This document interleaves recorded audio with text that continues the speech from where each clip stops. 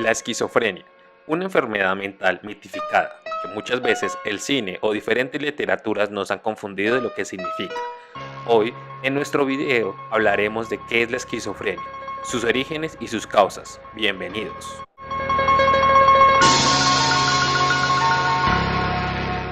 Al hablar de la esquizofrenia, es un grupo de trastornos que se caracteriza por procesos cognitivos gravemente alterados, desintegración de la personalidad y trastornos afectivos, además de aislamiento social. Como lo planteaba Sachs, las personas con esquizofrenia pueden perder el contacto con la realidad, ver o escuchar cosas que no existen de verdad, desarrollar falsas creencias acerca de sí misma o de los demás. Según el DSM, un diagnóstico de trastorno de esquizofrenia incluye los siguientes síntomas: delirios, alucinaciones auditivas o perturbaciones notorias en el pensamiento, en el afecto o en el discurso. El paciente que también ha tenido un deterioro a partir del previo funcionamiento en áreas como el trabajo, las relaciones interpersonales o el cuidado de sí mismo. El diagnóstico requiere que los síntomas estén presentes durante mayor parte del tiempo, al menos por un mes, o durante algunos momentos en los últimos 6 meses. Los trastornos mentales orgánicos y los trastornos afectivos deben descartarse como causa de los síntomas del paciente. La esquizofrenia recibe una gran cantidad de atención por diversas razones. Por un lado, puede ser un trastorno sumamente incapacitante que tiene un profundo impacto en el individuo y los miembros de la familia y los amigos. El pronóstico a menudo es muy diferente de la vida productiva que experimentó Sachs. La esquizofrenia recibe considerable atención debido a que los costos financieros por hospitalizaciones, tratamiento y pérdida de productividad son enormes. Se estima en casi 62.700 millones de dólares al año en el caso de Estados Unidos. La tasa de prevalencia de por vida en Estados Unidos es acerca de 1%, por lo que afecta a millones de personas. Además, el Instituto de Salud Mental, sumado a esto y las causas de la esquizofrenia, no se han entendido por completo y han sido difíciles de encontrar tratamientos eficaces. Aunque el DSM ha tratado de presentar la esquizofrenia como un trastorno distinto, las evidencias sugieren que es un trastorno síndrome clínico heterogéneo con distintas etiologías y resultados. Aunque muchos individuos con esquizofrenia no se recuperan de la enfermedad, algunos sí lo logran, como es el caso de Sachs. En efecto, hay un movimiento en la actualidad que se aleja de la opinión de la esquizofrenia como un trastorno crónico con un trastorno triste e inevitable. De hecho, se ha dirigido una especial atención hacia un modelo de recuperación que se refuerza por lograr un refuerzo institucional del funcionamiento de los individuos con esquizofrenia. El modelo de recuperación va a este padecimiento como una enfermedad crónica, igual que la diabetes o cualquier enfermedad cardíaca, en la que puede haber interferencias con el funcionamiento óptimo, pero que la condición no define al individuo. Este modelo de recuperación se basa en los siguientes supuestos relacionados con la esquizofrenia. El primero, la recuperación o mejora en el funcionamiento del paciente es posible. Lo segundo, la cura incluye la separación de la identidad de uno mismo de la enfermedad y el desarrollo de la capacidad para lidiar con los síntomas. Tercero, el empoderamiento incluye dar al individuo o a corregir la sensación de indefensión y de dependencia que es resultado del cuidado de su salud de parte tradicional. Y cuarto, establecer o fortalecer los contactos sociales con otros que puedan facilitar la curación. El modelo de la recuperación ha dado lugar a una acción exhaustiva respecto a la esquizofrenia. Incluye políticas que luchan contra el descuido de los derechos de los individuos con el trastorno, identifican el estigma y la discriminación en la salud mental, promueven la cura y el crecimiento y respeto a los pacientes. Es importante conocer los síntomas de la esquizofrenia. Los síntomas de la esquizofrenia caen en 3 categorías: síntomas positivos, síntomas negativos y síntomas cognitivos. Los síntomas positivos de la esquizofrenia incluyen pensamientos y percepciones inusuales, como delirios, alucinaciones y trastornos en el pensamiento. Ideas cambiantes sin relación que producen una comunicación incoherente y una conducta extraña. Estos síntomas se incrementan con el estrés y tienden a desaparecer con el tratamiento. Difieren en intensidad dependiendo del estrés y también están influidos por el estado de ánimo del individuo. Los delirios. Los delirios son creencias personales falsas que sostienen de manera firme y consistente a pesar de que la evidencia o la lógica lo desacrediten. Los delirios reflejan una pérdida en la distinción de los pensamientos privados y la realidad externa. El terapeuta intenta determinar cómo un estudiante graduado en neurociencias no comprende lo que puede ser lógico de su creencia de que había ratas dentro de su cabeza o como parte de esto. Algunas cosas que se han observado en una variedad de temas delirantes en las personas con esquizofrenia. Delirios de grandeza. La creencia en un individuo acerca de que es una persona famosa y poderosa, puede ser del presente o del pasado. Es posible que quien padece la esquizofrenia asuma la identidad de esa u otra persona. Delirio de control. La persona cree que otras personas, animales, objetos tratan de influir o tomar control en él. Delirios de pensamientos transmitidos. La creencia de que otros pueden escuchar los pensamientos personales. Delirios de persecución. La persona cree que los demás conspiran contra él, que hay maltrato o incluso que intentan matarlo. Delirio de referencia. La persona cree que es siempre el centro de atención o que siempre sucede algo a sus espaldas. Por ejemplo, que los demás siempre murmuran detrás de él. Retiro de los pensamientos. La persona cree que sus pensamientos han sido removidos de su mente. Un delirio raro es el síndrome de Capgras, que se nombra así por la primera persona que se informaron sobre él. Es la creencia de que existen dobles idénticos que pueden coexistir y reemplazar a alguien significativa o al paciente mismo. Los delirios pueden producir reacciones emocionales intensas como el miedo, la depresión o el enojo de quienes lo experimentan. Aquellas que tienen delirios de persecución pueden responder ante las amenazas percibidas alejándose de las situaciones entre comillas peligrosas o evitando lugares donde puedan ser atacadas o estando más alérgicas. Paradójicamente, estas conductas de seguridad pueden evitar el procesamiento de la evidencia, que desacredite la creencia de que modo falta una catástrofe que pueden atribuirse esas conductas de precaución. Los delirios pueden estar desconectados o tratarse de un tema único. Un ejemplo, una mujer tenía delirios múltiples, incluyendo la creencia de que las celebridades hablaban a través de la televisión, que su esposo fallecido seguía con vida y la engañaba y que sus órganos internos estaban infectados. Los delirios quizás varíen, de algunos pueden ser más posibles que otros, como ser erguido o espiado por otros, hasta otros muy extraños, como haber sufrido el robo de un órgano interno o pensamientos que se han puesto en sus mentes. En el estudio Howard de 2004 encontró que la mitad de los individuos con delirios tenían algunas preguntas sobre sus creencias y el 21% estaban plenamente conscientes de que veían sus creencias como atípicas. La fuerza de las creencias delirantes y sus efectos en la vida de cada persona varían. Los delirios tienen menos impactos cuando el individuo es capaz de sugerir una hipótesis alterna respecto al delirio o tiene el conocimiento de que su creencia puede ser incorrecta. Las personas con esquizofrenia algunas veces llegan a conclusiones basadas en información limitada, lo que los lleva a desarrollar creencias inusuales. Al parecer, los individuos con delirios cometen errores durante las etapas de formación, de hipótesis y de evaluación. Elaboran hipótesis extrañas a partir de la información limitada y entonces sobreestiman la probabilidad de que las hipótesis sean ciertas. En un estudio planteado por Warnham del 2007, los individuos con delirios demostraron un racionamiento más sesgado en la clasificación de relatos de 25 delirios relacionados con los temas de grandiosidad, persecución, transmisión del pensamiento o inserción del pensamiento. Alguno de estos era el siguiente. Los pacientes que no tenían delirio, curiosamente, no mostraron un sesgo de racionamiento cuando se les preguntaron por narraciones neutrales, temas como la probabilidad de que se eligieran a ciegas una bola de color rojo o una bola de color negro. Para explicar estas diferencias, los investigadores tenían la hipótesis de que los individuos delirantes tenían algún sesgo en la atención hacia la información relacionada con cosas amenazantes o importantes desde el punto de vista emocional. Es posible capacitar a estos pacientes para manejar sus delirios. Un ejemplo de lo anterior sería lo siguiente.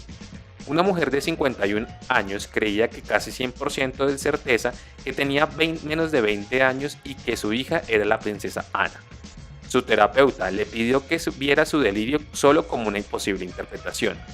Luego la discutieron con la evidencia y su creencia y el terapeuta presentó las contradicciones y la racionalidad de la misma, así como las explicaciones alternativas. Después de este procedimiento, la paciente mencionó una gran disminución en la convicción de sus creencias, al decir, me veo de 50 y me canso más rápido que de costumbre, debo tener 50 años. Estuvo de acuerdo con que tal vez era mayor que la princesa Ana, su hija, y por lo tanto que ella no podía ser su hija al mismo tiempo. La modificación en las convicciones parece ser un procedimiento y que ayuda a algunos individuos con esquizofrenia, aunque hay cierta controversia sobre este enfoque. Al hablar de las alucinaciones son percepciones sensoriales que no son directamente atribucionales al estímulo ambiental. Pueden incluir una modalidad sensorial única o las combinaciones de modalidades, como la escucha, que son las alucinaciones auditivas, el ver, alucinaciones visuales, oler, alucinaciones olfativas, sentir, alucinaciones táctiles y degustar, alucinaciones gustativas. Las alucinaciones auditivas son las más comunes y pueden ser malévolas hasta benevolentes, o tener ambas cualidades. El mayor grado de angustia se experimenta cuando las voces son dominantes e insultantes y el paciente no puede comunicarse con ellas. Las alucinaciones auditivas parecen ser reales para el individuo que las tiene.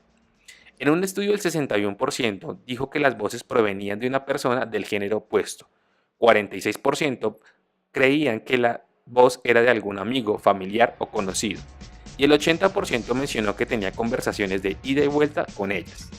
Las voces en algunos casos se representan a sí mismas como los pacientes y actúan como voces reales. Como un individuo o un paciente llegó a decir, no son imaginarias, ellas ven lo que hago y me dicen que estoy horneando un pastel. Debe estar ahí. ¿Cómo saben entonces lo que hago? La mayoría de los pacientes creen que las voces tienen identidades independientes y algunos realizan una investigación para probar que las voces son reales. Un paciente llegó a mencionar que al principio pensó que la voz podía ser suya, pero rechazó este pensamiento pues porque la voz la llamaba mami, algo que ella no podía decirse a sí misma. Los pensamientos y discursos desorganizados. El pensamiento desorganizado es una de las características de la esquizofrenia. Durante la comunicación, el individuo salta de un tema a otro, habla inteligentemente y responde a las preguntas de modo tangencial. La pérdida de asociaciones se conoce como disminución o un desliz cognitivo, y un cambio del tema continuo o a otro o sin ninguna lógica aparente o conexión significativa entre los pensamientos. Se observa un discurso incoherente o extraño, respuestas idiosincráticas tales como se pueden observar en diferentes casos. Las perturbaciones motoralmente desorganizadas son síntomas de la esquizofrenia que involucran funciones motoras que pueden ser extrañas. Las personas con esquizofrenia pueden mostrar niveles extremos de actividad, tanto inusualmente altos como bajos, movimientos o posturas particulares, gestos extraños, muecas o una combinación de estos signos. Como las alucinaciones, la conducta motora del paciente puede estar relacionada con sus delirios. Por ejemplo, en una entrevista clínica, un paciente con esquizofrenia bajaba su barba hacia el pecho y luego levantaba la cabeza otra vez. Se le preguntó por qué hacía esto, a lo que contestó que la presión atmosférica a menudo era tan difícil de desafiar que le reforzaba bajar la cabeza. Algunos individuos pueden exhibir niveles muy altos de actividad motora, haciendo movimientos rápidos, meciendo sus brazos de manera extraña, hablando rápido y sin fin, o paseando constantemente. En el otro extremo, difícilmente hace algún movimiento, miran hacia el pasado o quizás dentro de sí mismo durante algunos periodos largos.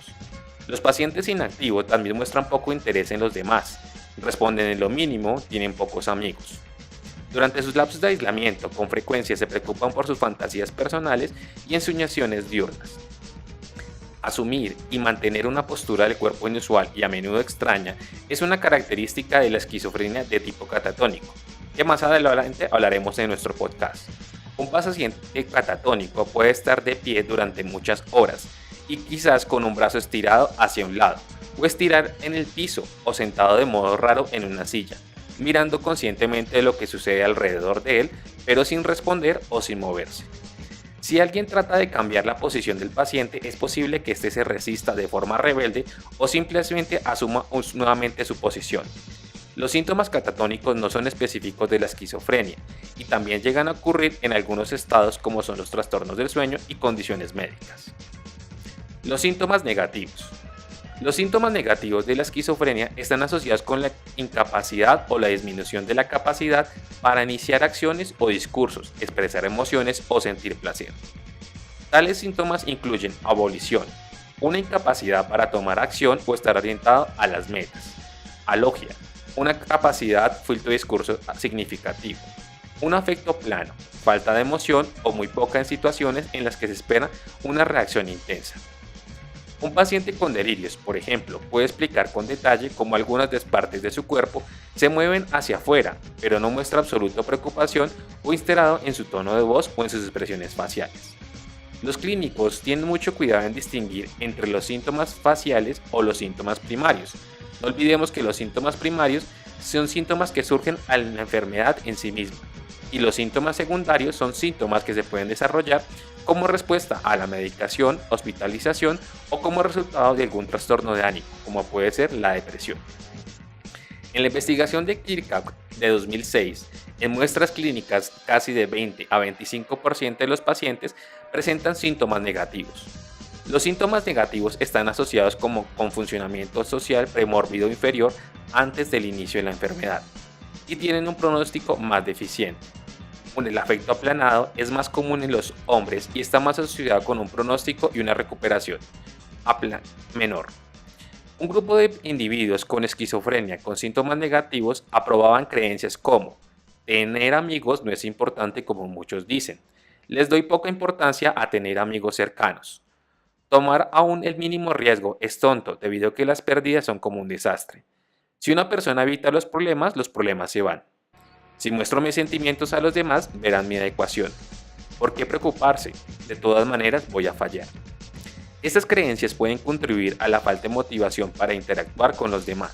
Los individuos también tienen variaciones en el grado de entendimiento profundo de sus síntomas. Una mayor conciencia en sus dificultades se relaciona con una depresión más severa, mientras que la conciencia disminuida o deficiente se vincula con síntomas negativos más severos. Al hablar de los síntomas cognitivos, los síntomas cognitivos de la esquizofrenia incluyen problemas con la atención y memoria y una dificultad para desarrollar planes de acción. Comparado con los controles saludables, quienes padecen de esquizofrenia tienen daños cognitivos severos o moderadamente severos. Es como evidentemente el funcionamiento de la ejecución deficiente y la déficit en la capacidad para absorber e interpretar información y tomar decisiones con esta y dificultad para mantener atención o retener información recientemente aprendida y utilizarla de forma adecuada. Los síntomas cognitivos en general están presentes incluso antes del inicio del primer episodio psicótico. Persisten a pesar del tratamiento y se encuentran en menor grado entre los familiares no psicóticos con pacientes con esquizofrenia. Muchas investigaciones consideran que las dificultades cognitivas pueden ser el componente central de la esquizofrenia y deben asumirse como un criterio para hacer el diagnóstico de la revisión ante el DSM. La cultura. La cultura puede afectar el modo en que se presentan o se interpretan los síntomas de la esquizofrenia. En Japón, por ejemplo, este trastorno conlleva un gran estigma. Parte del problema es que la condición es llamada Sheinin-Bijo, que toscamente traducido significa un fragmento de la mente o del espíritu. Este término evoca una condición irreversible. Debido a esta condición, la Sociedad Japonesa de Psiquiatría y Neurología considera encontrar un término menos negativo. Una reacción negativa hacia el término de la esquizofrenia es en parte la razón por lo que muchos psiquiatras en Turquía no mencionan diagnósticos a los pacientes o a su familia. En los países occidentales, los individuos con esquizofrenia tienden a mostrar síntomas depresivos y a mencionar transmisión e inserción de pensamientos, mientras los que pertenecen a países no occidentales informan más acerca de alucinaciones auditivas y visuales. El contenido de los delirios también parece estar influenciado por la cultura y la sociedad. En la década de 1960, durante el periodo de la agitación política social conocido como la Revolución Cultural China, un gran número de delirios aparecieron entre los pacientes chinos con esquizofrenia. Estos incluían el delirio del linaje del liderazgo, en el que pacientes insistían que sus parientes eran personalidades con gran autoridad. El delirio de ser evaluado, que consistía en que los pacientes creían que sus superiores los supervisaban para decidir si los ascendían. El delirio del arresto inminente, donde el paciente asumía que estaba a punto de ser arrestado por las autoridades. Y el delirio de estar casado, en el que una paciente mujer sostenía que tenía un esposo aunque no estuviera casada. También se han encontrado diferentes grupos étnicos en relación a la prevalencia de la esquizofrenia. Sin embargo, se plantea que es difícil interpretar las diferencias entre los grupos. Como lo hace notar el DSM, hay diferencias en los grupos clínicos que tienden a sobrediagnosticar la esquizofrenia en ciertos grupos étnicos. Estudios que se efectuaron en Reino Unido y en Estados Unidos sugieren que la esquizofrenia se diagnostica más a menudo en individuos que son afroamericanos, asiáticos americanos que en otros grupos raciales. No es claro si se trata de diferencias reales en las tasas de la enfermedad o si representan prejuicios clínicos. Las diferencias culturales entre el paciente y el clínico pueden producir errores al diagnóstico. Mientras mayor sea la diferencia, habrá más probabilidad de error. Además, el diagnóstico equivocado puede resultar estereotipos raciales, prejuicios, quien aplica de sistemas diagnósticos con base en personas caucásicas clásicas. El curso de la esquizofrenia. Existe la creencia popular que un estrés insoportable puede causar que una persona relativamente normal y bien adaptada experimente una crisis esquizofrénica. Hay de hecho casos registrados del inicio repentino de conductas psicóticas en personas que antes funcionaban bien. En la mayoría de casos, sin embargo, la personalidad premórbida, que se entiende como la personalidad anterior a la aparición de los síntomas principales del individuo, muestra algún impedimento. De modo similar, la mayoría de las personas con esquizofrenia se recuperan gradualmente y no de repente. El curso típico de la esquizofrenia consiste en 3 fases: prodrómica, activa y residual. La fase prodrómica abarca el inicio y la construcción de los síntomas esquizofrénicos, el aislamiento, el retraimiento social y las conductas peculiares, el afecto inapropiado, los patrones deficientes de comunicación y el abandono del cuidado personal se hacen evidentes durante esta fase. De 11 pacientes que fueron entrevistados en un estudio realizado por Campo en 1998, 9 indicaron que habían tenido un cambio drástico en su apariencia: un corte de cabello, peinado distintos, utilizar muchas prendas de vestir del mismo tipo, justo antes de iniciar un episodio esquizofrénico. Mencionaron que los cambios eran un intento por mantener sus identidades. Sus amigos y familiares a menudo consideraban que eran raros o peculiares esos comportamientos. Con frecuencia, los estresores psicosociales o las demandas excesivas sobre las personas con esquizofrenia en la fase promódica generan la aparición de síntomas psicóticos prominentes, o la fase activa. En esta fase, la persona muestra síntomas desarrollados del padecimiento, incluyendo perturbaciones severas en el pensamiento, deterioro en las relaciones sociales y afecto aplanado o inapropiado. Al poco tiempo, la persona puede entrar en la fase residual, en la que los síntomas ya no son prominentes. La severidad de los síntomas declina y la persona puede mostrar el impedimento menor que se encontró en la fase promódica. Sin embargo, aunque existen estudios a largo plazo que demuestran que muchas personas con esquizofrenia pueden tener vidas productivas, aunque una recuperación completamente es rara. Algunos estudios a largo plazo. ¿Cuáles son las oportunidades de recuperación y de mejora para las personas con esquizofrenia? De acuerdo con el DSM, la remisión completa, haciendo ejemplo como el regreso al funcionamiento premórbido total, no es común en este trastorno. Es difícil de evaluar la mejora o recuperación debido al cambio en las definiciones de la esquizofrenia a lo largo de los años y el perfeccionamiento tanto en la psicoterapia como en los medicamentos. En un estudio de seguimiento que duró 10 años de personas hospitalizadas por esquizofrenia, la mayoría de los pacientes mejoró con el tiempo, mientras que al parecer unos pocos sufrieron un deterioro. De forma similar, un estudio de seguimiento de 15 años con 274 pacientes que padecían de esquizofrenia arroja los siguientes resultados. Cerca del 40% mostró uno de los periodos de recuperación que se definen como la ausencia de actividad psicótica y síntomas negativos, trabajar medio tiempo, más o menos niveles altos de actividad social y sin hospitalización psiquiátrica durante el periodo de evaluación, y una minoría considerable de no recibir ningún medicamento alguno. En otro estudio de seguimiento más reciente, ya de 1998, también se halla que la cuarta parte total de individuos a quienes se les diagnostica esquizofrenia mostró una remisión completa de los síntomas, a pesar de que la mitad de este grupo había tenido un episodio psicótico. Cerca del 50% de una remisión parcial de los síntomas que estaban acompañados de ansiedad y depresión o síntomas negativos, y un 11% no se recuperó después del episodio psicótico inicial. Las recaídas recurrieron en 2/3 de esta muestra y después de esto, 1 de cada 6 no mostró remisión de los síntomas.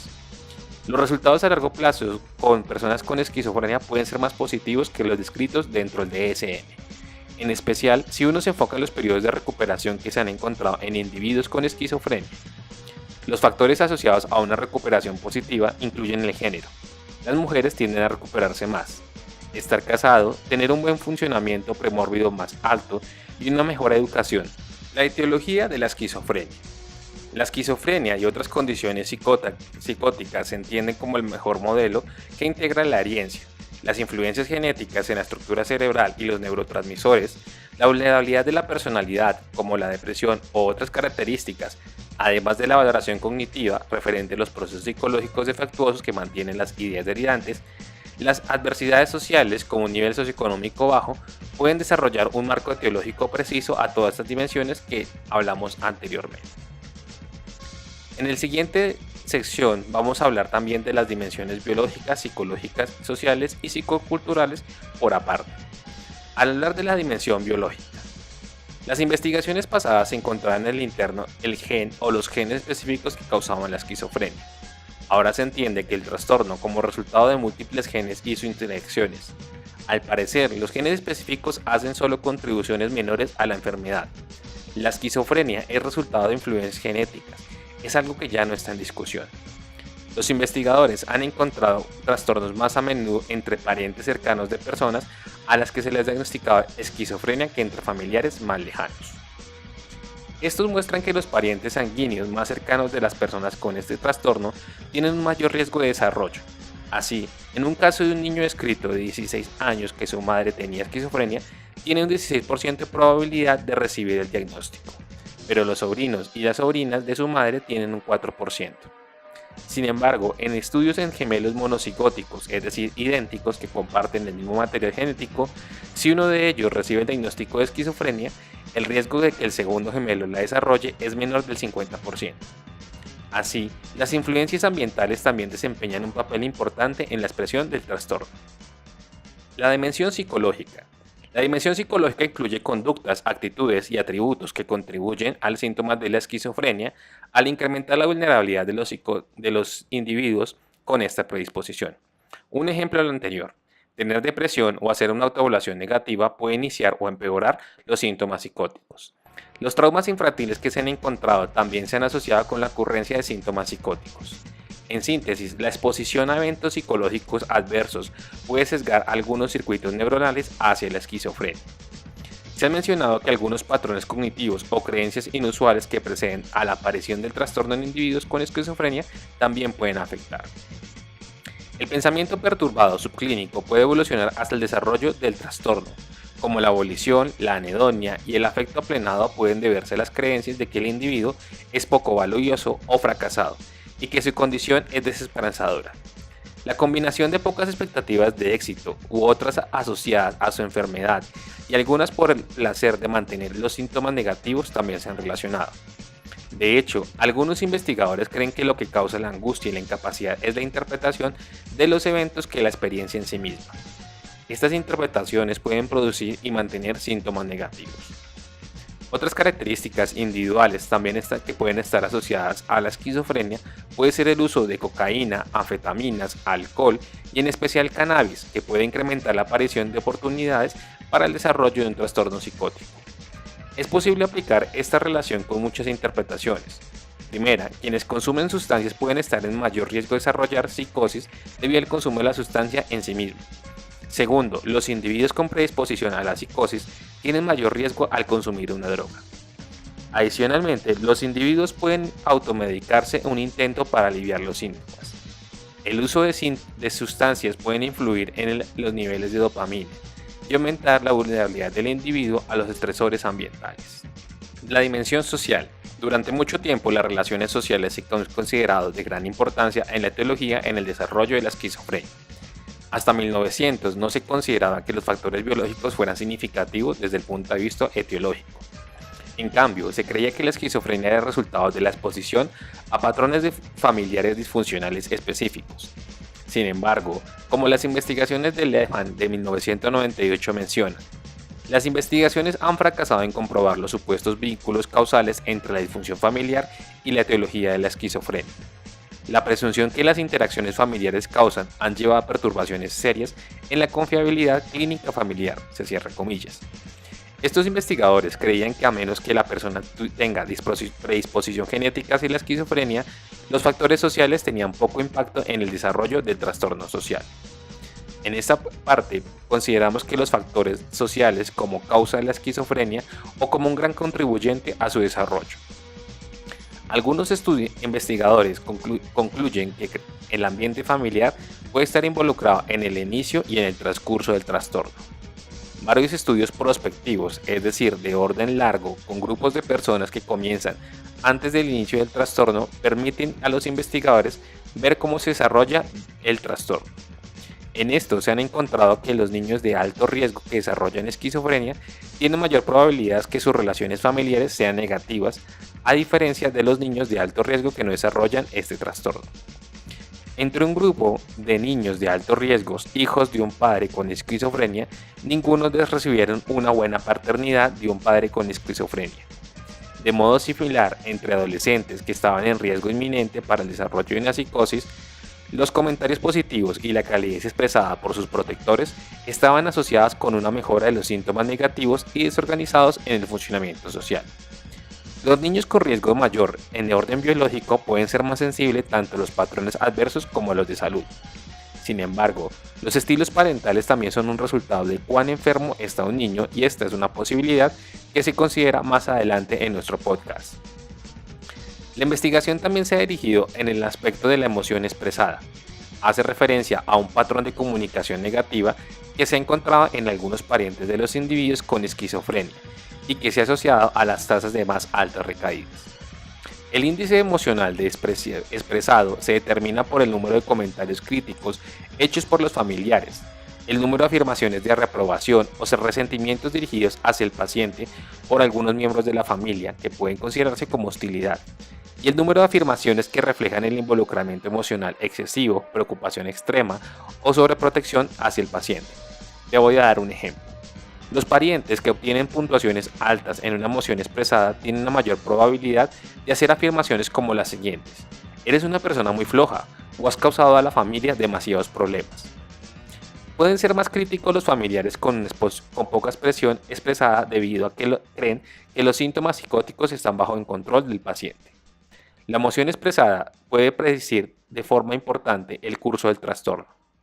Una revisión de 26 estudios indican que la tasa media de recaída de los pacientes que viven con familiares que tienen expresión emocional era de 48%, en comparación con un 21% de quienes vivían con parientes con poca emoción expresada. No obstante, la emoción expresada puede tener menos significados para diferentes grupos culturales.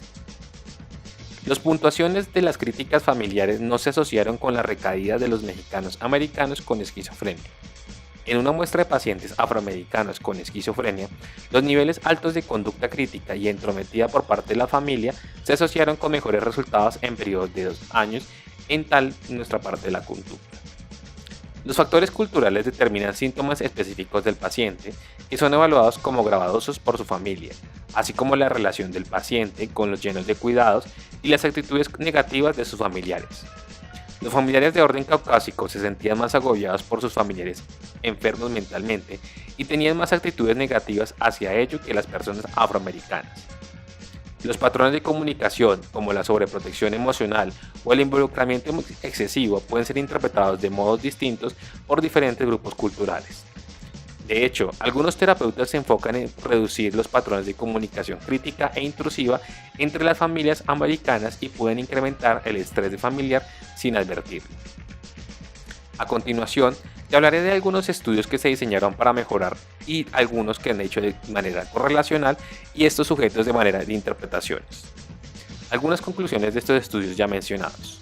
Primero, un ambiente con alto nivel de emoción expresada es estresante y puede llevar directamente a la recaída de un miembro familiar con esquizofrenia. Los pacientes cuyos padres obtuvieron altas puntuaciones en emoción expresada tienen mayor probabilidad de contar los recuerdos negativos y estresantes acerca de sus padres que aquellos que obtuvieron puntuaciones bajas en una emoción expresada. Segundo, un individuo más severamente enfermo puede causar patrones negativos de comunicación o niveles altos en la emoción expresada entre sus familiares. La gravedad de la enfermedad significa que las oportunidades de recaída son más altas. Las investigaciones de Picard de 1995 encontraron algún apoyo para este patrón y examinaron la respuesta emocional de los padres que tenían hijos con o sin esquizofrenia. Los padres reaccionaban de manera diferente, dirigiendo más comunicación de emoción expresada hacia el hijo que tenía esquizofrenia. Los investigadores generaron la hipótesis de que la emoción expresada quizás sea una respuesta de los padres al aspecto incapacitante crónico de la enfermedad y una creencia de una participación facilitaría el funcionamiento del niño. Tercero, el modelo es bidireccional. Las conductas o síntomas del paciente pueden ser causados por miembros de la familia que intentan ejercer un control o reaccionar hacia los pacientes con los síntomas. Esto produciría sucesivamente síntomas más psicóticos en el paciente. Un examen de comunicación en las familias y en los pacientes con esquizofrenia también muestra algún apoyo en esta perspectiva. La dimensión o la comunicación con niveles altos de emoción expresada no parece ser propia de la esquizofrenia. Estos patrones se han encontrado en las familias de los pacientes con depresión, trastorno bipolar, trastornos de alimentación. Y aunque se ha encontrado que la emoción expresada se relaciona con las recaídas, hay poca evidencia que ayude a la idea de que los patrones desviados de comunicación en las familias son por sí mismos suficientes para llegar a producir la esquizofrenia. Ninguno de los estudios apoya la hipótesis de que la emoción expresada y algunos investigadores expresan su preocupación de que la hipótesis de la emoción expresada se utilice para culpar a las familias del trastorno. Investigaciones como las de Milewitz de 1994 puntualizan que el uso en términos de nivel alto de emoción expresada parece implicar en cierta manera que los parientes son emocionales o están trastornados en exceso.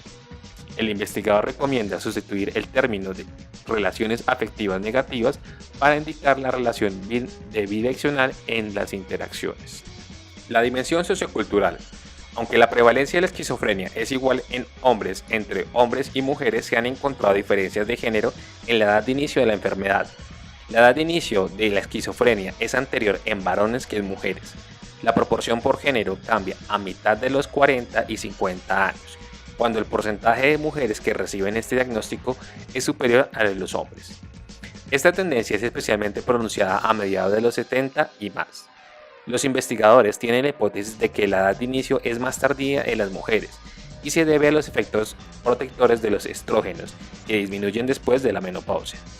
En un estudio de mujeres esquizofrénicas en la premenopausia se observaron mejoras significativas en síntomas psicóticos cuando ellas están en la fase lútea de su ciclo menstrual, que se conoce como el periodo después de la ovulación. Cuando los niveles de estradiol, un tipo de estrógeno, estaban más altos, los estrógenos pueden afectar tanto los niveles de dopamina como la sensibilidad de hacia sí misma, que están asociadas con la esquizofrenia. Junto a lo posible, la función protectora, los niveles altos de estrógenos también se relacionan con una mejor función cognitiva entre las mujeres con esquizofrenia.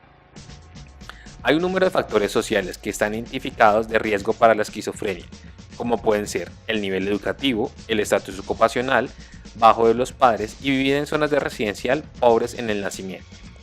Estas formas de adversidad social, especialmente en niños que se han expuesto a muchos factores adversos, en apariencia producen la triada de riesgo a desarrollar la esquizofrenia, a diferencia de los niños que no están expuestos a ninguno de estos riesgos ya mencionados. La migración también es un riesgo de la esquizofrenia. Entre las primeras y segundas generaciones de migrantes del Reino Unido se encontraron estas características. También en poblaciones o sectores afrocaribeños y áfricos en población.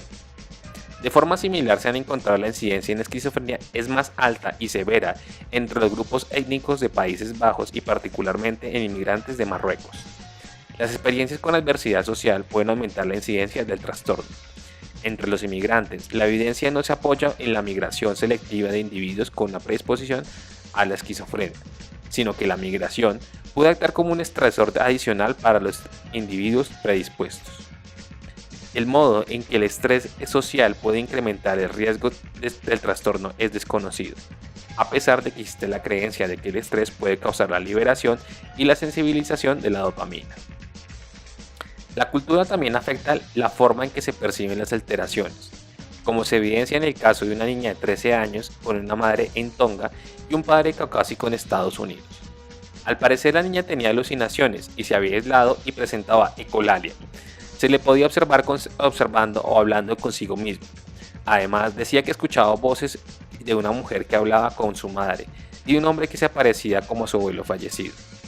Aunque se observó alguna mejora por los medicamentos psicóticos, a la niña se le seguían presentando dichos fantasmas y tenían referencias de que las personas hablaban con ellas. La madre decidió que su hija padecía de fama Heki, un síndrome relacionado con su cultura, entre los que los pacientes pueden observar a los muertos y pueden infligir enfermedad o poseer a los vivos cuando se esquivan sus costumbres. Llevó a su hija a Tonga, que ahí reciben el tratamiento. Durante 5 días, un curandero tradicional, también conocido como el médico brujo, trató a la niña con pócimas de hierba. Le inducía el vómito para remover las toxinas de su cuerpo. También visitaron a la tumba de su abuelo para propiciar un duelo adecuado. La niña regresó a Estados Unidos y fue reevaluada.